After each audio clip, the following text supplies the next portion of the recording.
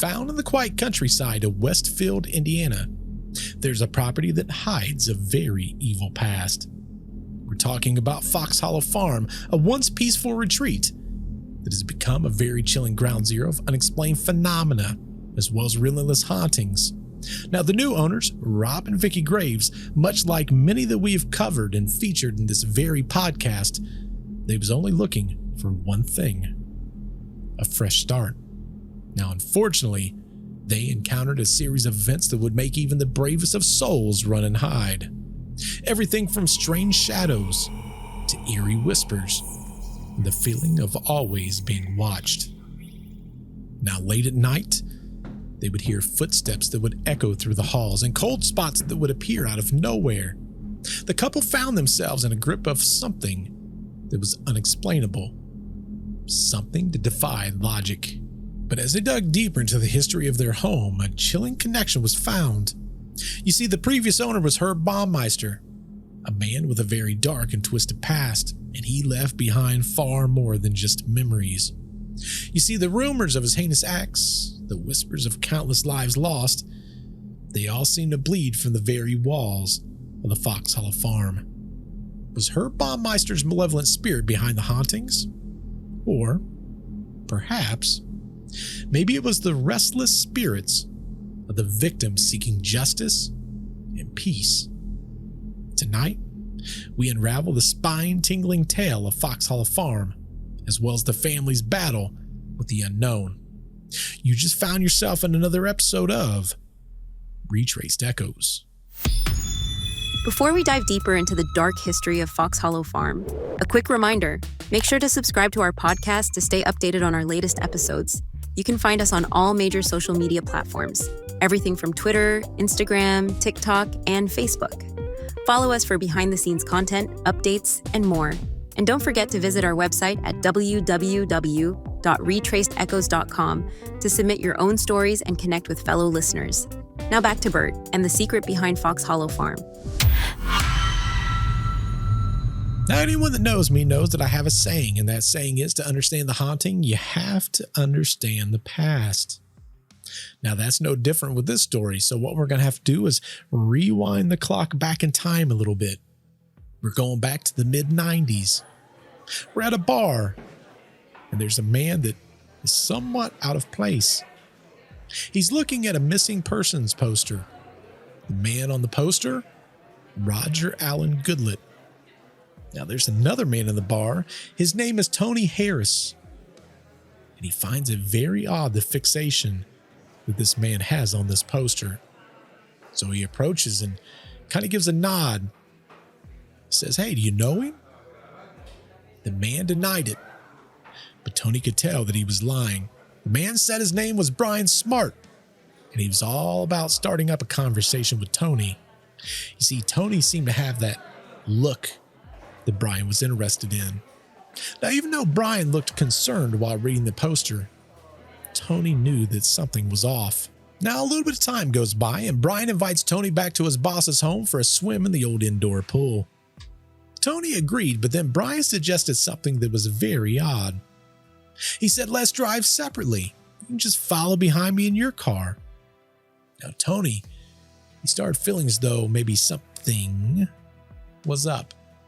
Something didn't seem to make sense. He insisted that his car stays at the bar. You see, there was a man that was on a missing persons poster. It was a friend of his, someone that Tony knew, and he was not about to become the next. And in the events that he did come up missing, at least the police would have a place to start with his car being at the bar.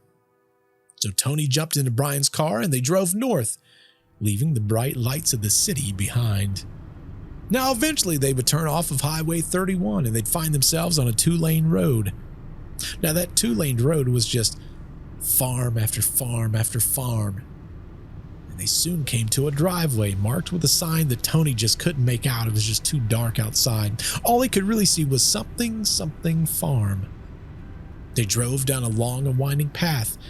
When they finally arrived at a large house, Tony would later call it a mansion.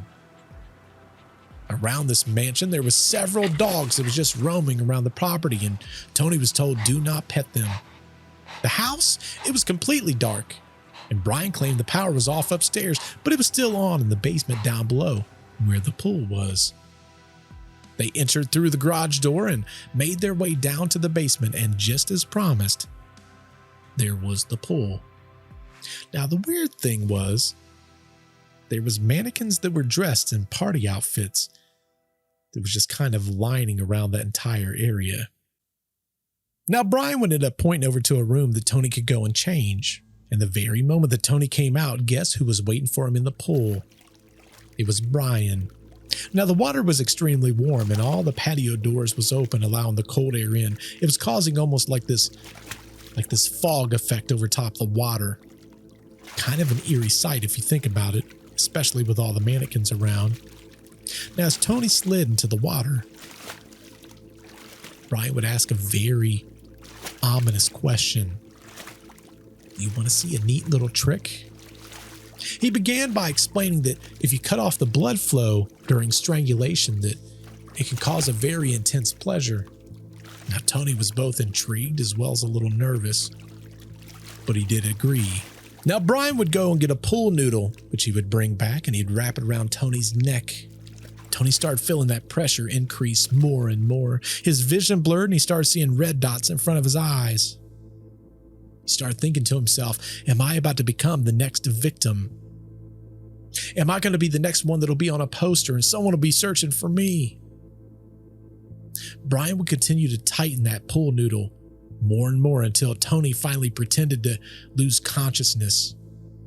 Now Tony's arms and legs, they went just kind of limp and he slid backwards into the pool. Brian's grip had finally loosened.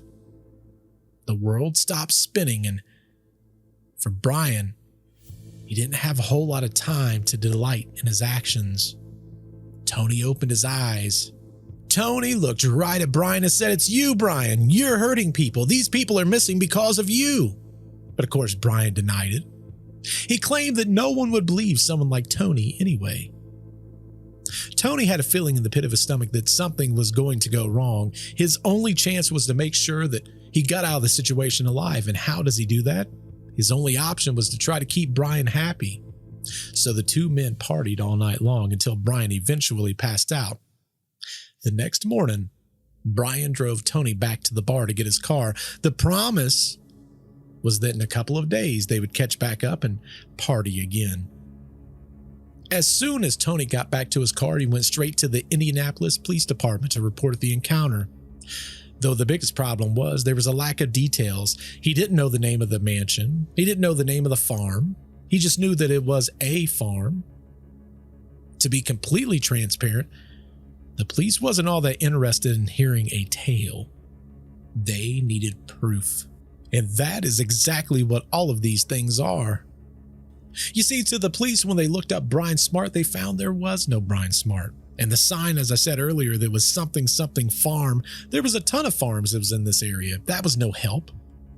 Now, what the police did not know was that Brian Smart was actually Herb Baumeister, a 47-year-old businessman from Westfield, Indiana. He was married, he had 3 kids, he owned a couple of somewhat successful thrift stores named Save-A-Lot. Herb was also an odd character, even as a child. As a boy, Herb had a series of very bizarre obsessions, many of which is way too deep and too dark to cover on this podcast. Many of you know that I'll kind of dance around certain words or certain things. These are so bad that there's not even an easy way for me to tiptoe around them. Now, Herb was also considered somewhat of the weird child. It's probably the nice way to put it. To kind of give you an example of all of this, one day Herb was on his way to school. He was a teenager. He saw a dead crow on the side of the road. He would pick up the dead crow and put it in his pocket. Later, he would throw it on his teacher's desk when she wasn't looking. It was this kind of disturbing behavior that would prompt his father, who was a very highly respected anesthesiologist, to seek some type of psychiatric help for him. He would later be diagnosed as a schizophrenic, but he would never receive any form of treatment. Now, Herb, he would drift through life with his father's help, getting various different jobs. At one point, he worked for the Indianapolis Star newspaper. but it was just for a short amount of time.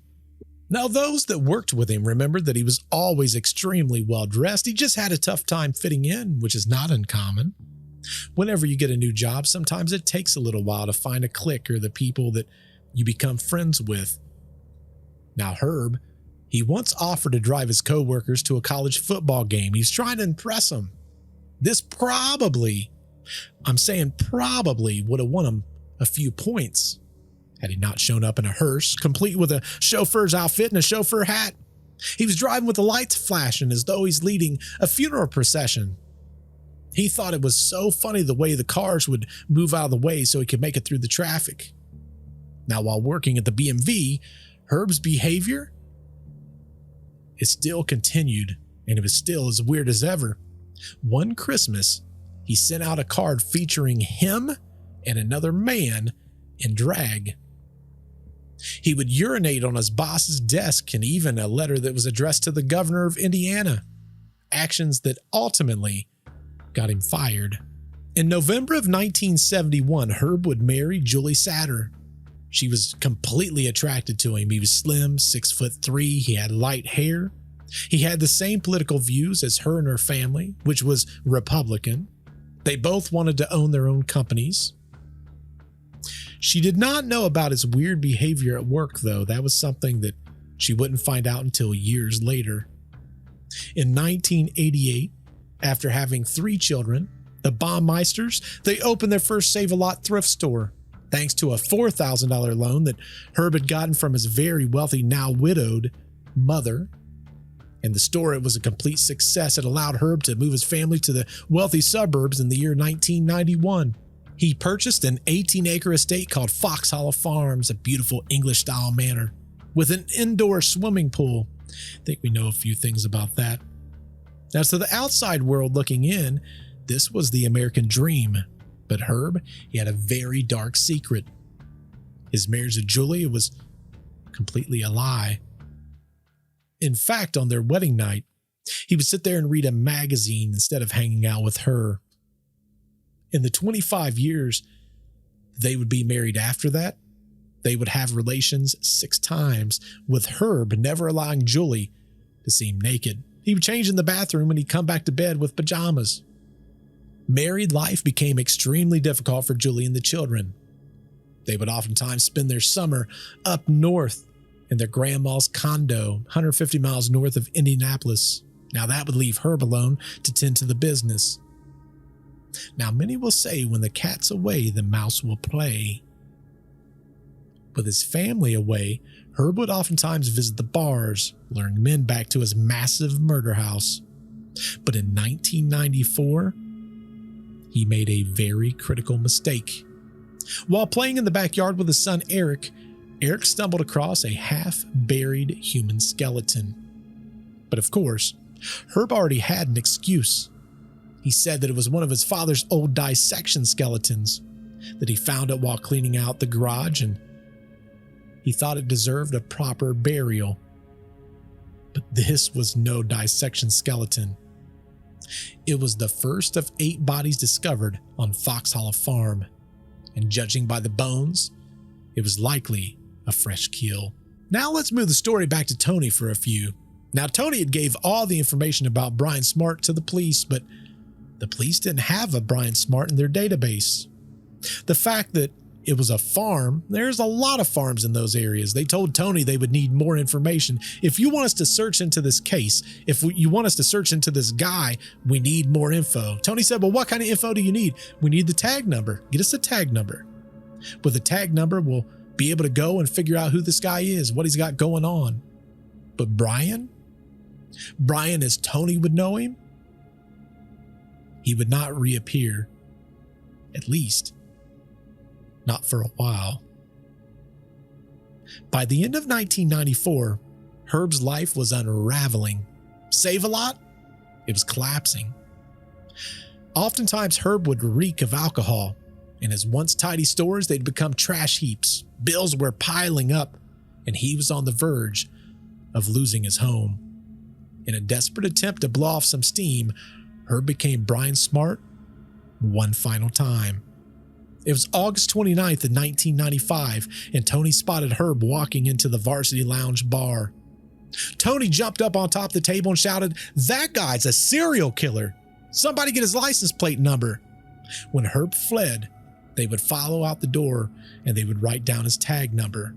Tony would take those plate numbers right back to the police department. It would be given to Detective Mary Wilson, who traced the plates back to a Herb Baumeister of Westfield, Indiana.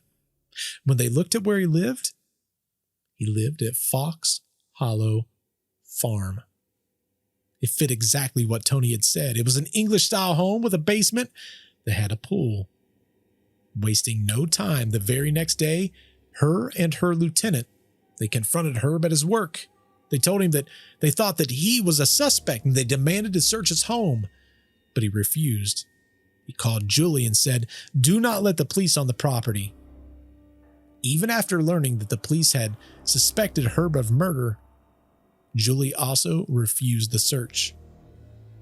Perhaps the truth was just too painful for her to accept. We are talking about her husband and the father of her 3 children, and the thought that he may be a cold-blooded killer. Now you might wonder, why wouldn't they just get a search warrant?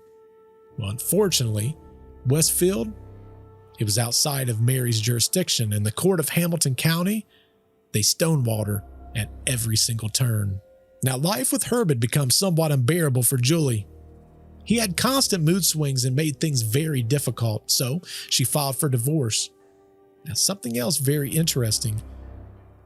She kept Detective Mary Wilson's phone number handy.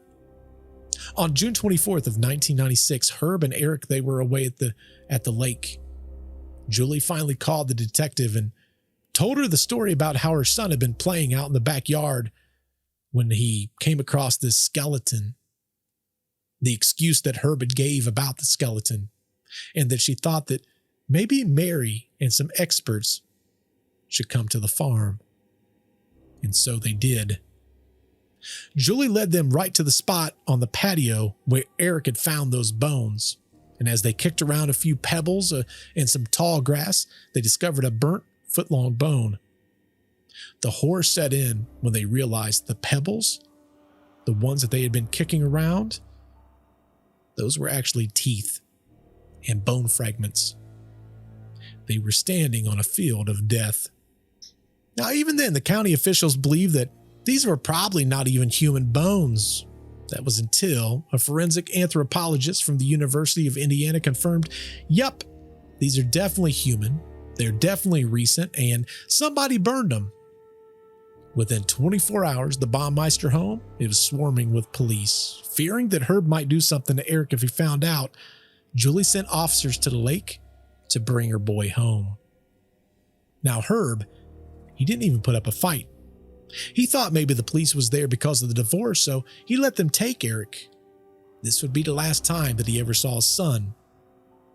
Now, back at Fox Hollow Farm, 60 volunteers began the very difficult task of digging up the estate. Within the first few days, they discovered 5,500 bones, teeth, and bone fragments. And their search, it had only just begun. Now, neighbors were also discovering bones on their property, and that was because Herb, he was dumping bodies inside the ditches. Now, these ditches, the water was taking them down, and they was getting into the neighbor's yard. Now, there were so many bones, from ribs and spines and vertebrae, that was coming right out of the mud that one officer would say, "They're literally everywhere." Now, by the time they had finished, the police had enough bones and fragments to reconstruct at least 11 bodies. 8 were identified, including Roger Goodlett and Alan Brossard, while 3 others remain John Does to this very day. Word of the discovery finally reached Herb at the lake. He fled north into Canada, calling his brother Brad for money along the way. Now, Brad, he would beg Herb to just surrender, but Herb denied any involvement. He said he had no clue what was going on at the farm, and none of it was true. When Brad would ask Herb, "Well, then why are you going up north?" he claimed it was a business trip and he just needed some cash for that very business trip. Now, police in Ontario, they believe that Herb crossed from the border of Michigan into Canada in June of 1996. He spent several days in Ontario before heading north to Grand Bend. On the evening of July 3rd, 1996, Herb arrived at a park that overlooked Lake Huron. There, he pressed a .357 Magnum against his forehead and he pulled the trigger. A 3-page note. He blamed everything that had gone bad in his life, including a failing business and a broken marriage, as the reason why he did the act. He didn't mention anything about the skeletons that was on the farm. He ended the note by saying that he was about to eat a peanut butter sandwich and go to sleep. Now, the night before his death, a Canadian officer, they found Herb sleeping in his car. He claimed that he was just a tourist taking a nap, but the officer, he noticed that there was luggage and a pile of videotapes in the back seat. Virgil was one of the police officers that had worked this entire case. He oftentimes wondered if those tapes, those were possibly the videos of murders that had happened at Fox Hollow Farm. But he'll never know. It's assumed that Herb possibly disposed of them in the lake before he took his own life. Now we're going to move our story along to 2006 with Rob and with Vicki Graves. They had 2 teenage sons and they was tired of living in the city. They wanted to find a quiet property somewhere in the country of Indiana. Now, they did not need to look very long. Their search led them to an enormous estate called Fox Hollow Farms, and it was at a very unbelievably low price. Curious but cautious, they contacted a real estate agent that confirmed that it was definitely up for sale, and guess what? It was owned by an investor, and they were very eager to sell. Open-minded, yet a little bit intrigued, the Graves family decided that they wanted to take a tour. And at first glance, it was a dream home. It was a mansion with an indoor pool. It had numerous bedrooms and bathrooms, but as they started to look around, they noticed that the paint was peeling. There were signs of neglect. Now, surely, someone would not take this absolutely beautiful house and kind of let it fall into disrepair. "What's going on?" Rob would ask the realtor. "Why is nobody living here?" Now, the realtor, he hesitated. Do you remember back in, let's say, around 1996, there was all these different news stories going around about a guy who would pick up men in bars and he would kill them? Rob would nod extremely slowly. Well, this place, this is where he brought him back to.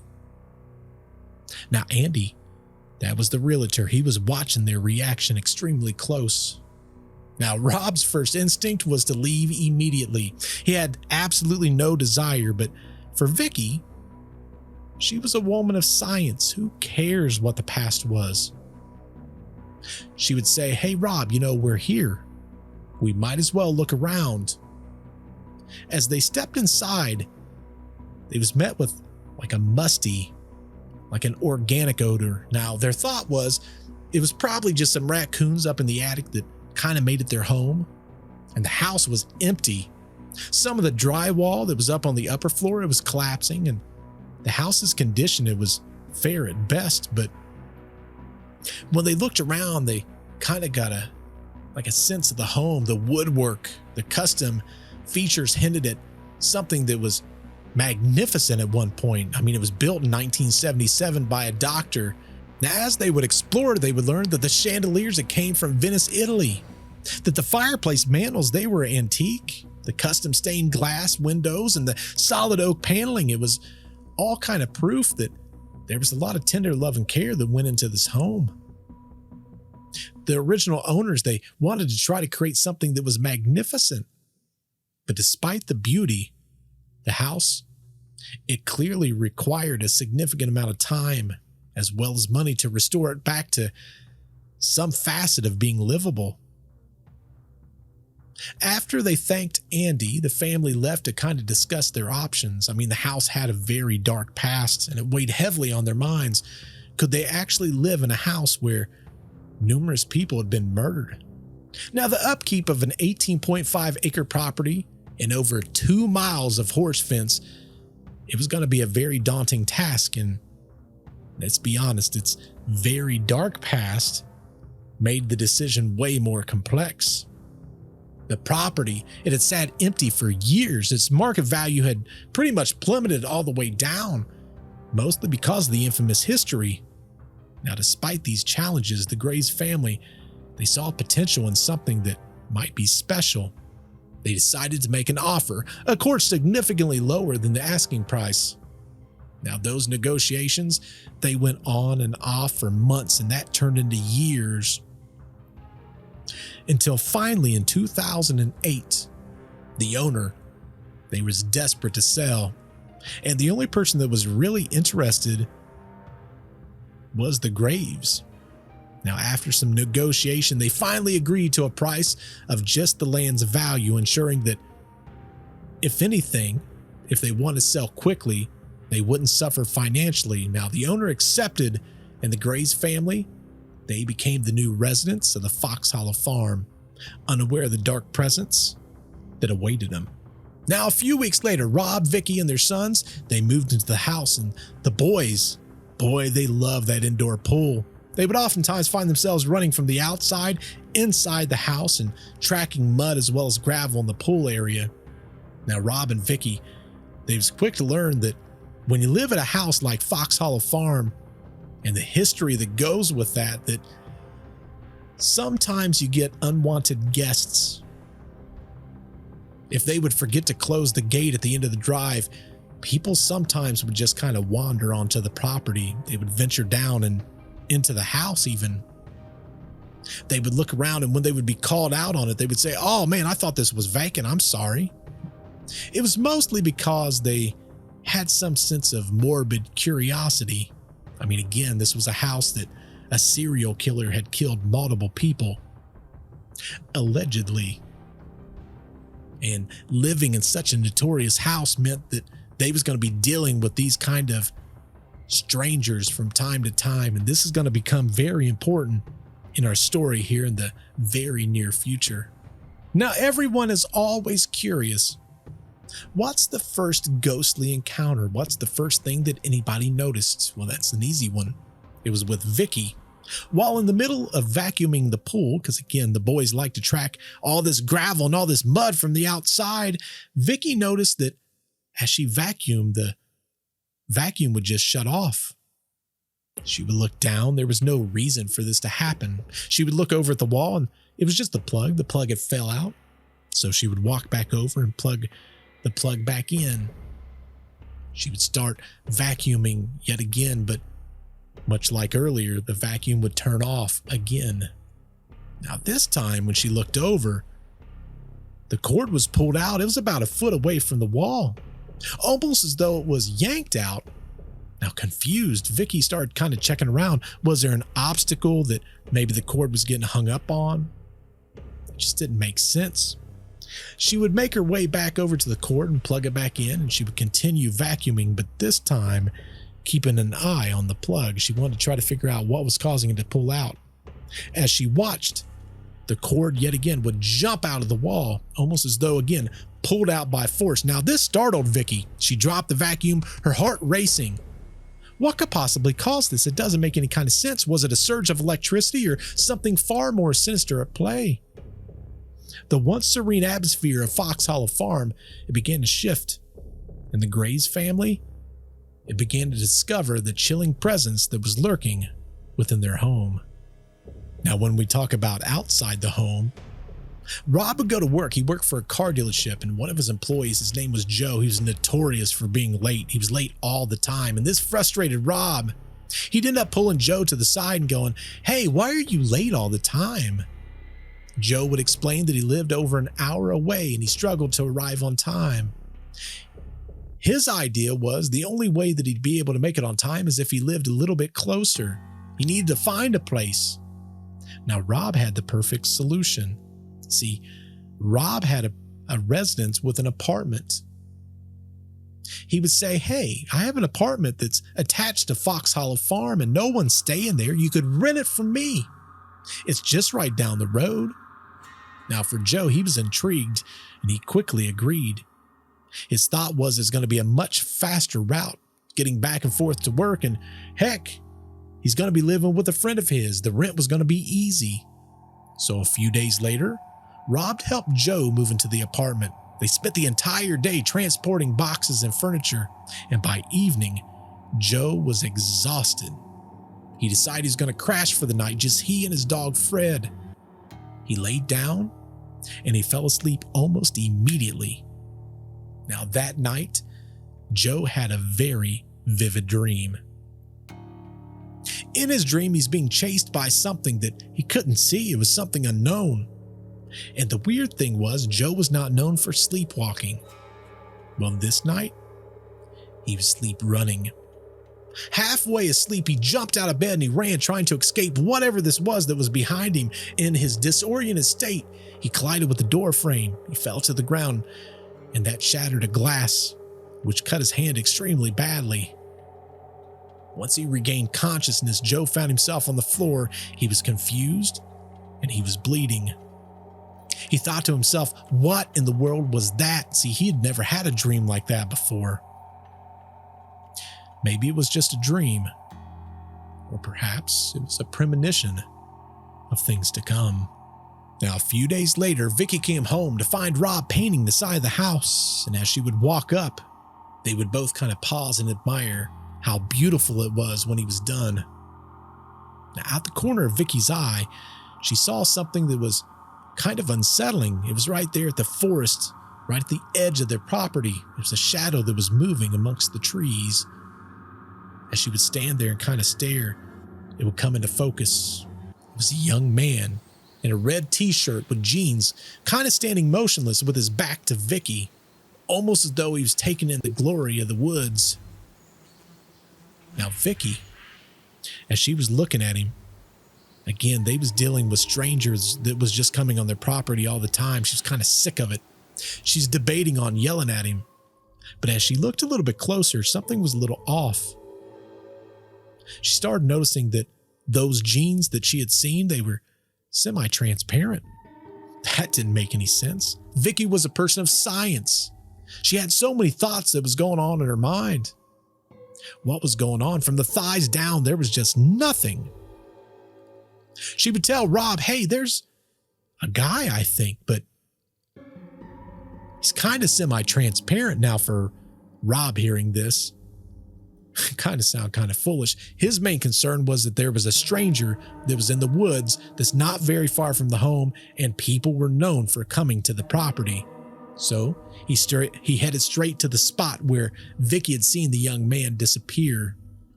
He thought maybe instead of her seeing him disappear, maybe it was just him walking into the forest. You know, from a distance, sometimes things can look semi-transparent, but it just could be the light or the way that walking into things and the shadowing. That's possible. He also reasoned that Vicki had just came home from work. Maybe she was exhausted. Maybe it was her eyes that was playing tricks.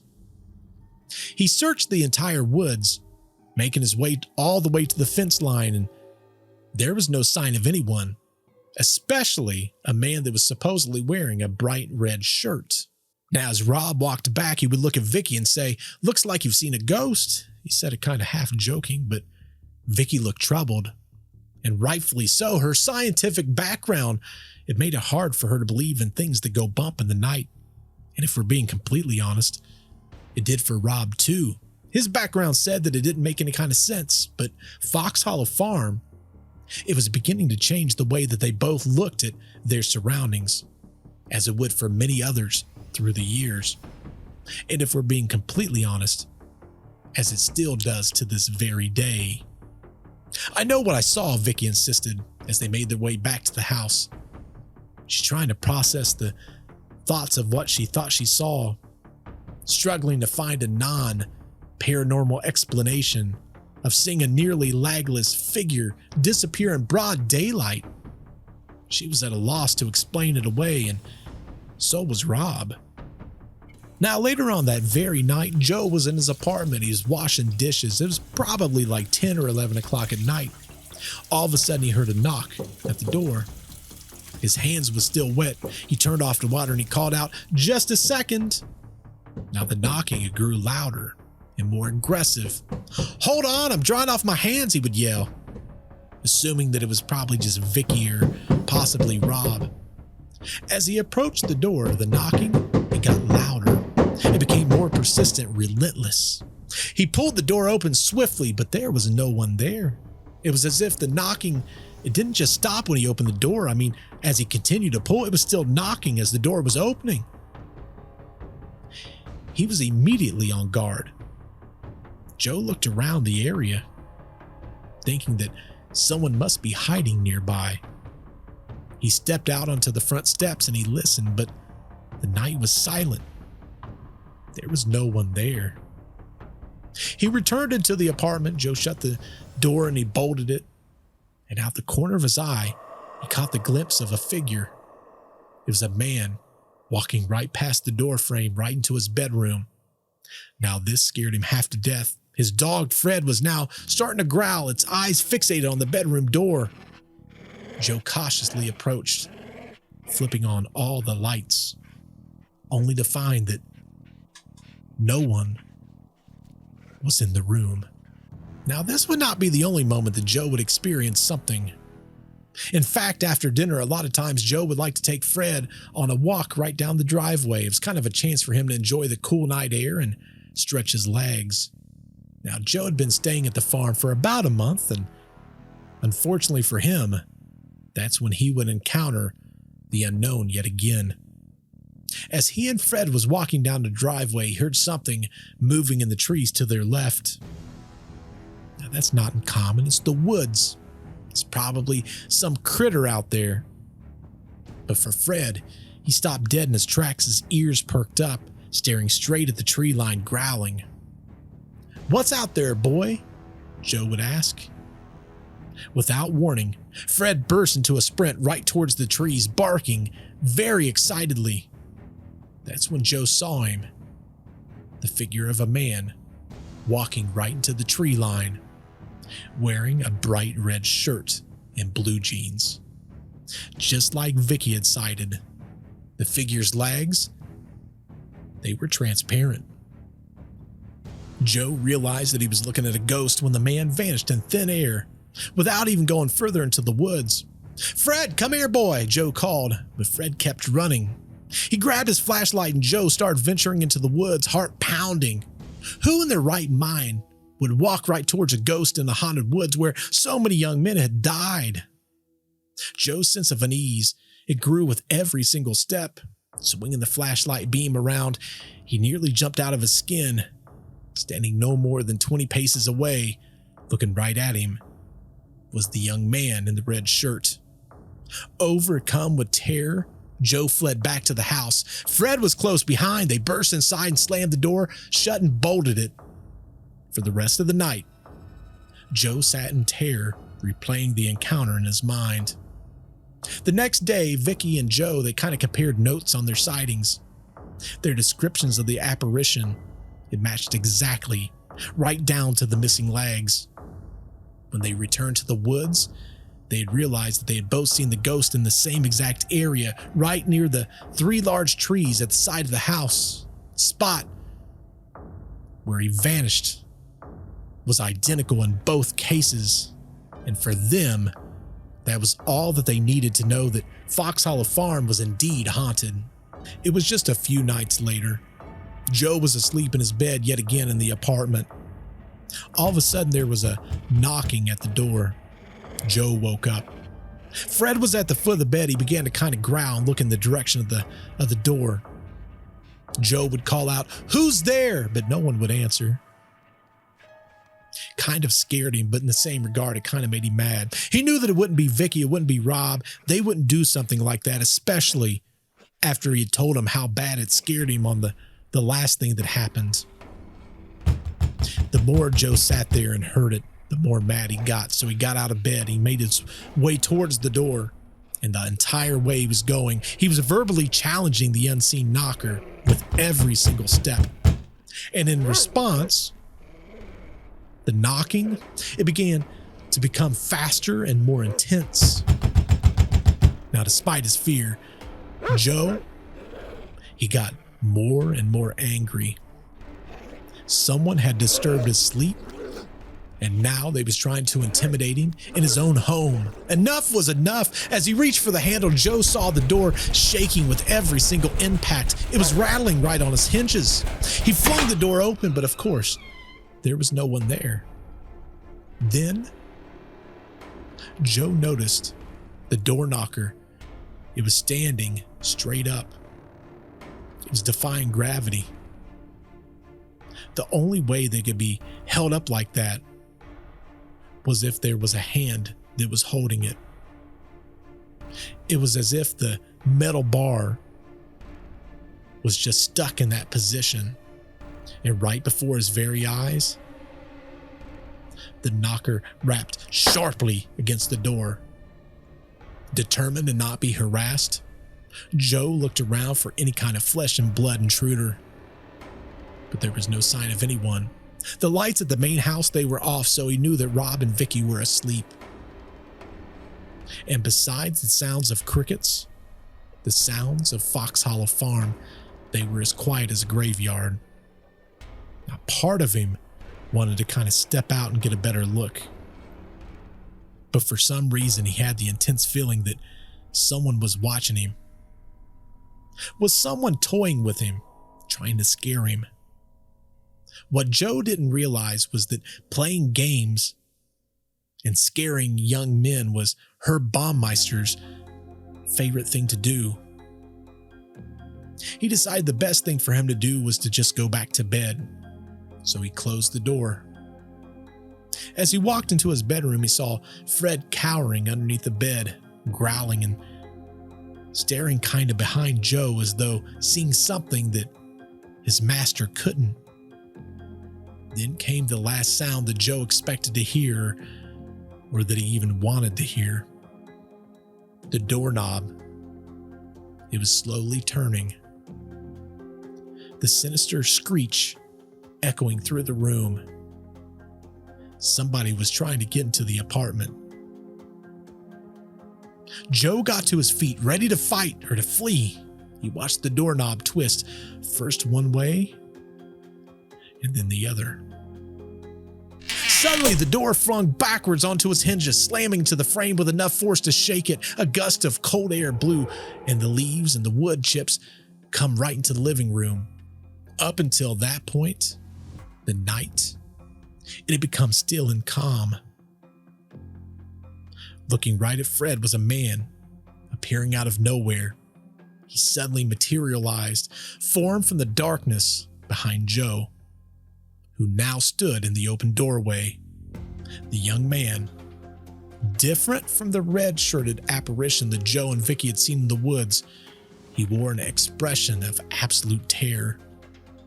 It was almost like he was fleeing for his own life, and after taking a few running steps, the apparition vanished, leaving Joe and his dog with many unanswered questions. Reflecting back on the incident, Joe recalled the vivid dream of being chased through the woods. Was it possible that the spirits of Herb Baumeister's victims was reliving their final moments?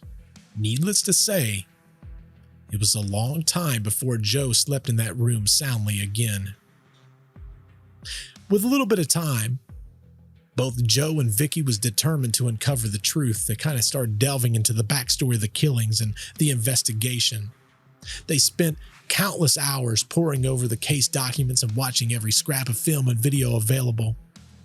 The surreal realization that their home was once the scene of such heinous crimes, it weighed heavily in their minds. One night, it was Joe, Vicki, and Rob. They sat in front of the TV watching a news segment on a videotape, the faces of Herb's victims looking back at them from the screen, each one reminding of the lives that was seemingly cut short at this very home. As they was watching, Joe suddenly leapt from his chair. His face was pale with shock. He hit the pause button on the remote control, freezing on the image of a young man's face. "Are you all right, Joe?" Vicki would ask, concerned. Joe could only stare at the TV, his voice trembling. "That's him," he would say, pointing at the image. "That's the guy I saw in my room that night." "Are you sure?" Rob would ask. He was 100% certain that the man on his screen was the same man that he had seen fleeing his apartment just a few days before. It was a face that he would never forget as long as he had lived. The realization that they're not alone, that the spirits of Herb Baumeister's victims still linger, it sent chills right down their spines. You see, Fox Hollow Farms is not just a home. It's not just a house. It's a place where the past refused to rest, and a place where the echoes of the unspeakable horrors continue to haunt the living to this day. Now, despite the house's dark history, there'd be times that some of these thoughts would kind of dissipate. There'd be room for fun. And the boys did love the pool. Again, it was in the basement. It was a luxury pool. It was one evening the boys, they were swimming, and Joe had a friend of his over and they were both swimming. The atmosphere was very lighthearted. Nobody was thinking about any form of a ghost or ghost stories or hauntings or any of the things that had been happening in the house. So Joe, he kind of started heading towards the deep end. He started going underneath the water. When he surfaced, he kind of leaned against the side. He was catching his breath, and without warning, he kind of felt a set of fingers closing around the sides of his neck. These were coming from behind him. These hands, they were man-sized. They were ice cold, way too big to be any of the boys. He was startled. He spun around. He thought it was probably just his friend, maybe pulling a prank. But his friend was 20 feet away at the other end of the pool, and so was the boys. There was no way that any of them could have covered that kind of distance in that split second. So he pushed away to the side, made his way to the middle of the pool, his mind racing, trying to understand what had just happened. Suddenly the hands were back and it was locking around his throat, almost like a vice. He was pulling him underneath the water. He's trying to hold his breath. He was struggling. He's thrashing. He was kicking. He's trying to prise whatever these hands was, but he couldn't grab anything. None of it made any kind of sense. And as quickly as it all started, they stopped. The hands was gone. Joe surfaced, gasping for air. His friends and the boys was looking at him. They thought maybe he's kind of just clowning around. Joe was known to have a sense of humor. But Joe, the terror was real. He climbed out of the pool. He yelled for everyone to get out of the water immediately. In this panicked tone, there was no room for doubt. Something truly terrifying had just happened to him in that pool. To this day, Joe has never been so frightened. The first touch of the unseen hand was almost like a teasing caress. The second, sheer brutality. Fox Hollow Farm holds more than just memories. Held the grip of fear.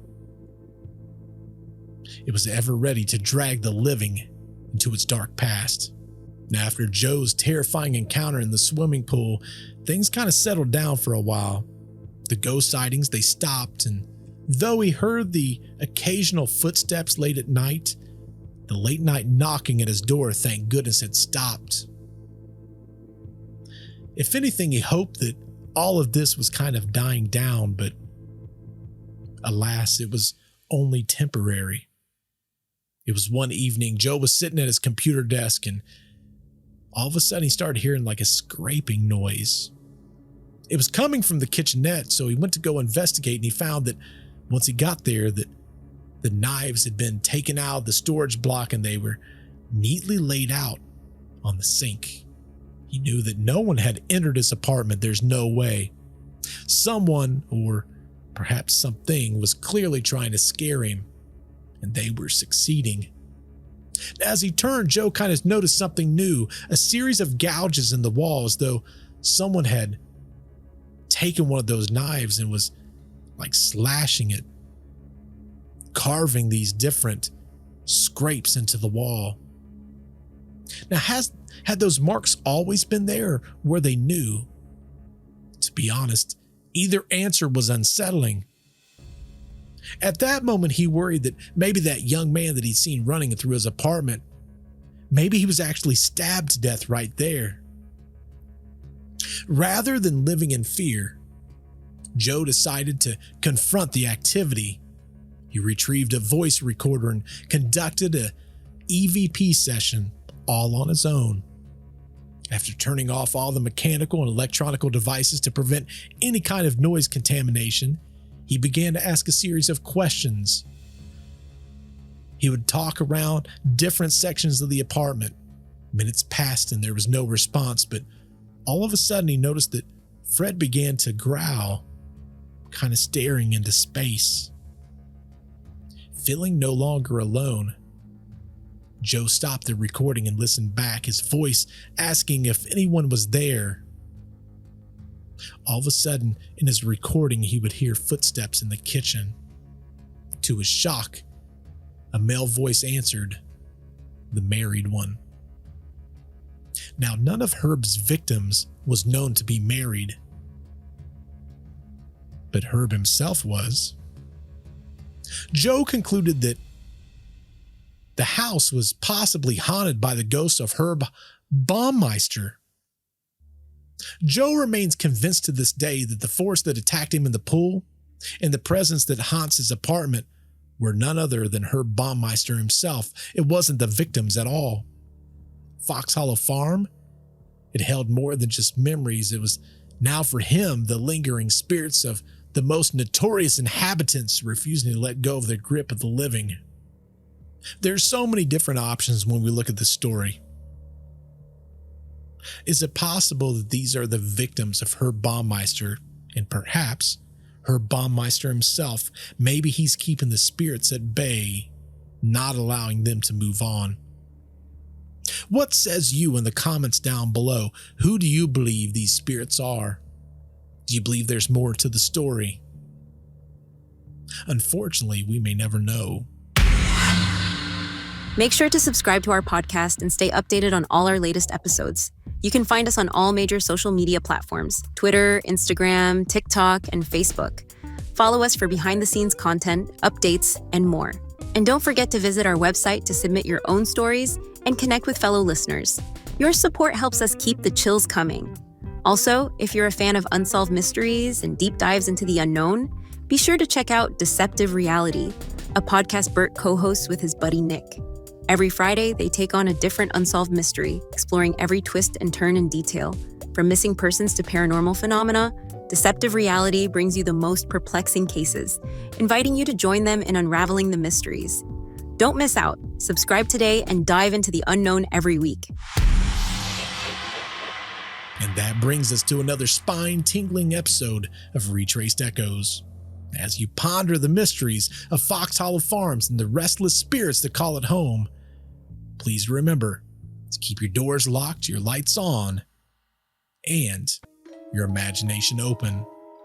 Until next time, keep questioning the shadows, and remember, the truth is out there, waiting to be retraced. Sweet dreams if you can. Until I see you in the next podcast, goodbye.